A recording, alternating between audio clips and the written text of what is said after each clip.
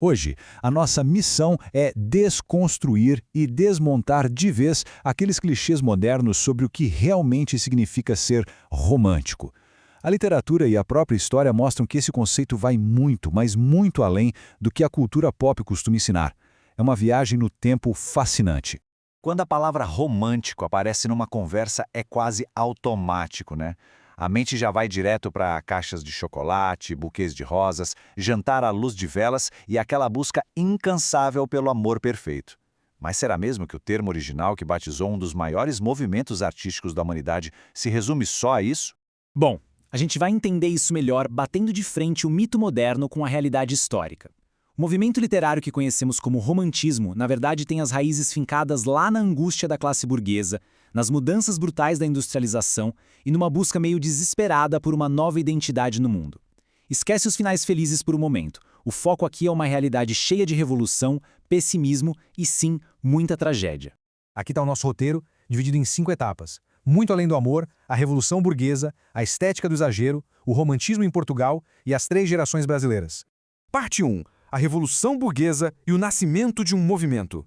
Olha só, para entender a arte, a gente precisa primeiro entender o mundo caótico que produziu ela. O romantismo não surgiu do nada, de um vácuo. Se mapearmos os grandes catalisadores da época, vamos ver a Revolução Industrial, mudando a produção, e a Revolução Francesa derrubando as velhas aristocracias. A burguesia finalmente assumiu o poder econômico e político. E esse novo público leitor não se identificava mais com as regras antigas. Isso criou uma urgência gigantesca para uma forma de expressão artística totalmente nova e livre.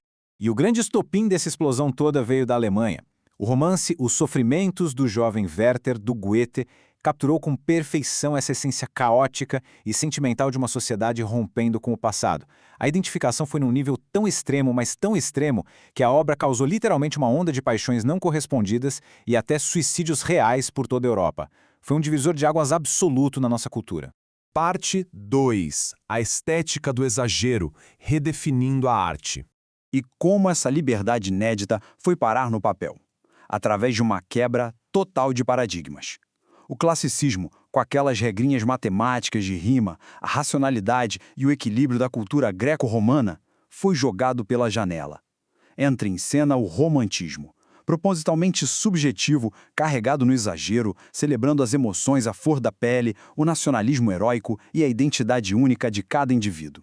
A criação poética passou a ter novos pilares. É super interessante notar o culto à natureza, por exemplo. Para o escritor romântico, uma floresta ou uma tempestade não eram só cenários bonitos. Eram um espelho da turbulência emocional dele mesmo. Se o personagem chorava, o céu tinha que chorar junto. E tinha também o escapismo, essa vontade incessante de fugir da realidade dura e industrial, buscando refúgio no passado, na infância ou até naquele fascínio pesado pela morte. Então, o ponto crucial aqui é definir o famoso mal do século. Esse conceito psicológico marcou a literatura. Ele resume bem a doença moral e o tédio de uma juventude que se sentia totalmente deslocada na mediocridade do mundo burguês recém-criado. Era um pessimismo extremo, sabe? A sensação constante de que a vida comum não tinha nenhuma grandeza.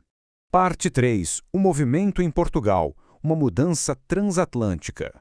Toda essa energia e melancolia europeia acabou cruzando fronteiras.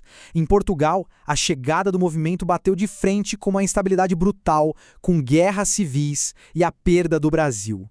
Aí entraram nomes fundamentais para traduzir essa estética para a realidade lusa. O Almeida Garrett, escrevendo no exílio, tentou resgatar o orgulho do povo. Já figuras como Camilo Castelo Branco pegaram esse exagero sentimental para documentar e criticar o declínio do país, prendendo os leitores a cada novo folhetim.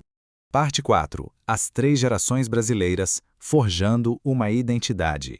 Atravessando o Atlântico, chegamos ao Brasil. Com a independência lá em 1822, o país precisava desesperadamente criar uma cara própria, e a literatura foi a ferramenta perfeita para isso.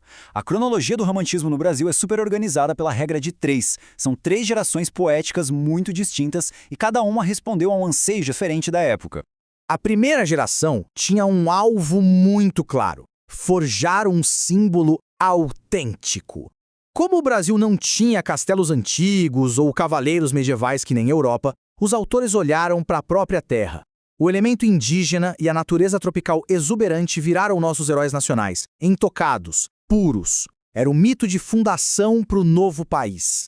A força disso fica óbvia quando deixamos a própria literatura falar. Nos versos icônicos do Gonçalves Dias, Minha Terra Tem Palmeiras, onde canta o sabiá, a gente vê o ápice desse nacionalismo idealizado. Longe de casa, ele usa a saudade para elevar a natureza brasileira a um nível quase divino, ditando o tom patriótico que definiu a nossa primeira fase. Mas esse patriotismo todo iluminado não durou muito. A segunda geração, influenciada por autores europeus obscuros como Lord Byron, mergulhou direto nas sombras. Poetas super jovens como Álvares de Azevedo se entregaram totalmente ao mal do século. A literatura aqui virou sinônimo de amor impossível, medo de viver, fixação pela noite e uma atração doentia pela morte como a única saída. Até que, finalmente, a terceira geração amadureceu o olhar romântico. Eles se chamaram de condoreirismo, lembrando o voo altíssimo da ave condor. Esse pessoal deixou o escapismo mórbido de lado para atuar estritamente como repórteres da própria história. Usando a mesma força emocional do romantismo, eles focaram em iluminar as imensas injustiças sociais do Império, relatando o movimento abolicionista e os ideais republicanos de um jeito cru e muito impactante. Juntando todas essas peças para ver como isso formou a base da literatura brasileira, temos o Gonçalves Dias enaltecendo a pátria na poesia, o José de Alencar criando nossos heróis na prosa com seus romances e o Castro Alves usando aquela voz colossal para denunciar a escravidão. Juntos, eles usaram a liberdade estética do romantismo para cimentar os alicerces de uma cultura todinha nova. Para encerrar nossa análise, fica uma provocação profunda. Quando olhamos para a ansiedade atual, para o escapismo nas redes sociais e para essa busca constante por identidade no mundo de hoje, será mesmo que as angústias daquela juventude do século XIX ficaram só no passado? A estética da tristeza e as paixões idealizadas talvez continuem moldando a forma como a gente sente o mundo agora? Fica aí o convite para continuarmos observando esses ecos no nosso dia a dia. Muito obrigado por acompanhar essa nossa exploração.